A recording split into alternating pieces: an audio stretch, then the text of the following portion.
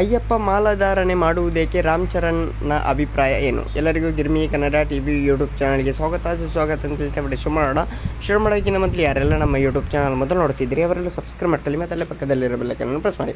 ಹಲವಾರು ನಟರು ಅಯ್ಯಪ್ಪ ಮಾಲೆ ಧಾರಣೆ ಮಾಡುತ್ತಾರೆ, ಆದರೆ ಮಾಲೆ ಧರಿಸುವ ಹೊರಗೆ ಕಾಣಿಸಿಕೊಳ್ಳುವುದಿಲ್ಲ. ಬಹುತೇಕರು ಒಂದೇ ದಿನಕ್ಕೆ ಮಾಲೆ ಧರಿಸಿ ಶಬರಿಮಲೆಗೆ ಹೊರಟು ಬಿಡುತ್ತಾರೆ. ಆದರೆ ನಟ ರಾಮ್ ಚರಣ್ ಹಾಗೆ ಅಲ್ಲ.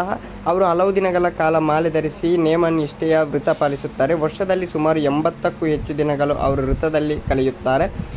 ಈ ಬಗ್ಗೆ ಸಂದರ್ಶನವೊಂದರಲ್ಲಿ ರಾಮ್ ಚರಣ್ ಅವರಿಗೆ ಪ್ರಶ್ನಿಸಲಾಯಿತು, ತಾವೇಕೆ ಪದೇ ಪದೇ ಮಾಲಾಧಾರಣೆ ಮಾಡುವುದು ಎಂದು.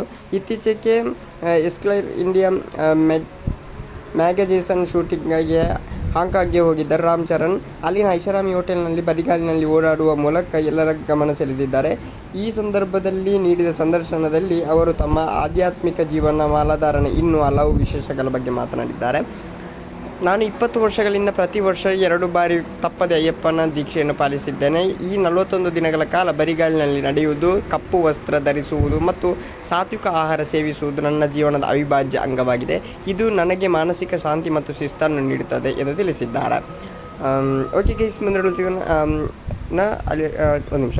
ತಮ್ಮ ತಂದೆ ಮೆಗಾ ಸ್ಟಾರ್ ಚಿರಂಜೀವಿ ಬಗ್ಗೆ ಮಾತನಾಡಿ, ಅವರಿಂದ ಕಠಿಣ ಶ್ರಮದ ಪಾಠವನ್ನು ನಾನು ಕಲಿತಿದ್ದೇನೆ.